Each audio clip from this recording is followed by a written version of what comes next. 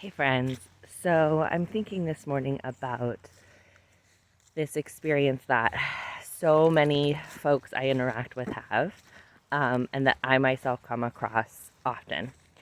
So it's the experience of being like, okay, I'm on this spiritual path, and everything in personal development is selling me this, like, be free from suffering, like, don't have anything bother you. Even nervous system work can be misinterpreted as a way to, like, always be calm and never have bad feelings. Okay, so first of all, I love the movie Inside Out 2 because it helps us to really see played out that, like, all of the feelings are a part of you, an essential part of you. If you've not seen the movie, please go see it. But basically, they personify, or like, I forget, there's a fancy word for that in literature, but like, they make all of the feelings into each little individual character. And you come to find throughout the course of the movie that the main character, this teenage girl, really needs to integrate and accept all of her feelings in order to be fully herself. And that she's just like limited without, she's less beautiful, she's less vibrant when she tries to cover up the so-called negative feelings. And what I especially love about that movie is that there's like 7 main feelings. I think it's disgust, anxiety, sadness, embarrassment, ennui, which is kind of like apathy, I think, anger, and joy. I may have missed one or two. Anxiety, did I say anxiety? That's my favorite character. But what's so powerful about that is that there's only one in that whole group of 7 that's so-called positive, joy, right? All the rest are ones that most of us have been taught to avoid. And what we're really doing when we're avoiding feelings is suppressing them, right? We're either actively suppressing them, which most of us have been taught to do when we're little tiny and something happens and we go, or an adult goes, you're okay, right? And that's active suppression.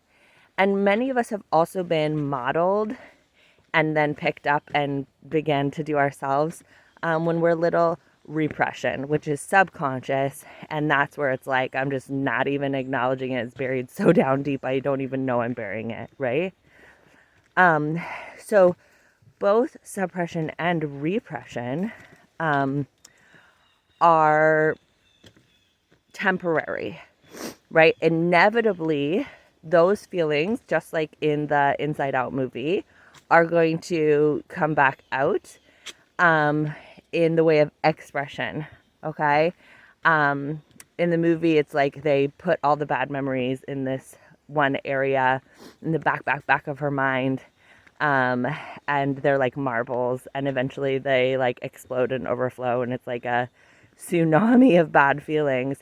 But what we get to see in the movie is that those feelings, those bad memories, are actually integral to who she is and make her like more beautiful, more whole, more able to be who she is in the world. And so, this idea that is sold often by many personal development and religious, faith-based, even a lot, I wouldn't say even, especially a lot of the like side hustle, do your own business, live the life of your dreams people sell this, like, and then you will only experience positive feelings. You're never going to experience any negative ones.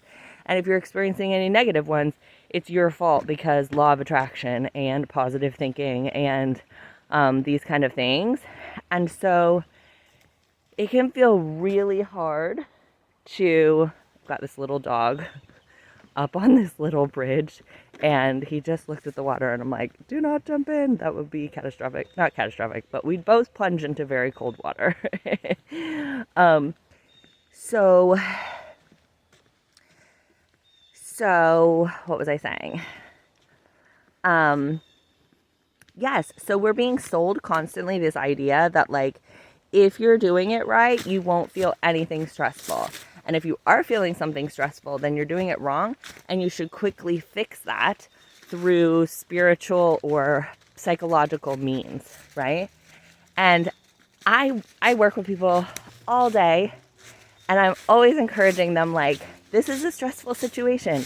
It makes sense to be stressed. And yet even I am so often finding myself in a place of like, why is this bothering me? I don't want it to be bothering me. I should like spiritualize my way out of it.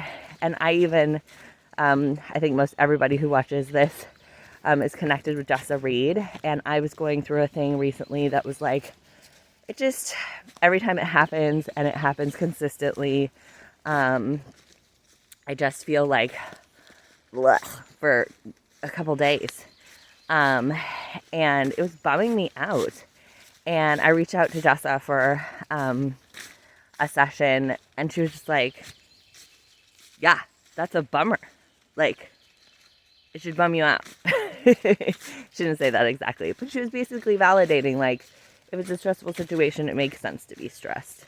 And yeah, we can do spiritual work on that, but like, if someone dies, you're not going to tell someone, hold on one sec, I don't want to make you sick, but I need to, my finger is going to be cut off circulation by this leash. So if I'm just going to sit down for a minute because it's a lot to manage. Okay. So, do you want to say hi to the people? Yeah. Hey, good morning. Good morning. If we're trying to get rid of something that is legitimately sad, like that's a repression, right? No, that's a suppression. That's an active conscious suppression. And it's going to end up coming back out. Like this person is communicating really critical things to me, and it makes me sad because I'm doing my best and I am scared that this person might be right.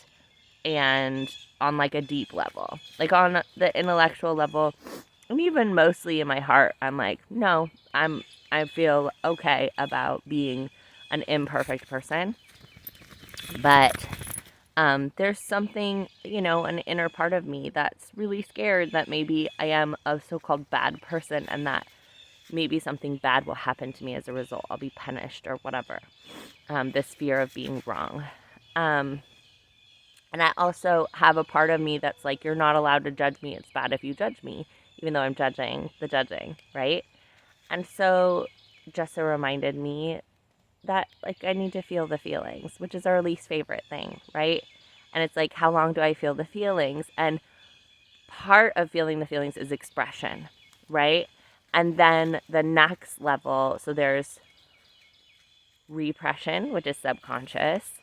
There's suppression, which is like, I'm fine, it's active, and it's like pushing the feelings down. And then there's expression, which is like meeting with a coach or meeting with a therapist or doing the work of Byron Katie or doing journal speak, which is one of my favorite modalities, or doing, did I say therapy? Things like that, or talking to a friend, right? Or journaling. And then there's surrender, which I feel like surrender is a process where the divine supports you in alchemizing those painful feelings. And I do believe that it's something that we can't do alone, that we need divine support for.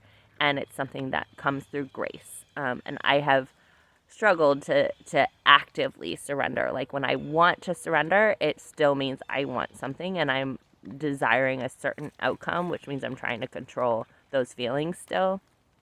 So trying to surrender is more like expression to me.